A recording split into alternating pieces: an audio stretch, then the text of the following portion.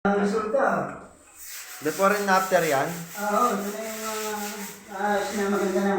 Okay, malinis nga. Yan, tsagalan. Pag nalinis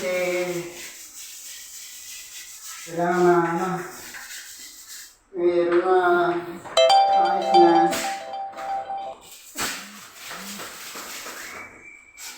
Hindi, pagkaraniwan dyan, sabon-sabon, tsaka yung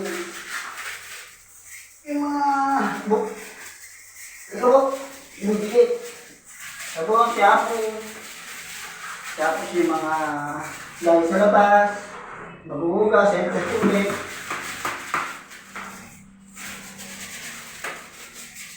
Pagkaraniwan yan. Yan. Ilan oras mo binira ko rin ako? Ha? Ilan oras mo binira? Isang oras lang to. Kasi, ito dito. Hindi naman gano'ng basta, hindi naman gano'ng marumi, mancha lang. Kailangan tanggalin. Meron kayo dito. Kasi, para na kakayas yung, makikita yung kaysa ko pangus lang, makikita ni May, kasi,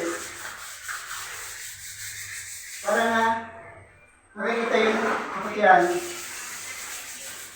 May mga technique din pala dyan, no? Siyempre, yan, ito yung mga siya. Interview natin si Kim. Sige.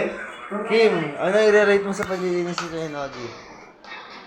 Sa vlog ni Kuya Nogi to, ano?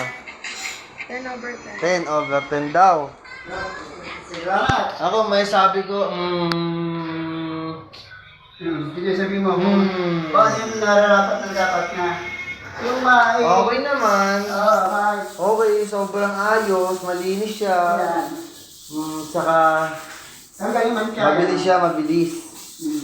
Tanggal ang mancha. Pati tayo mo, tanggal talaga. Diba? Panis ka na ng manggar.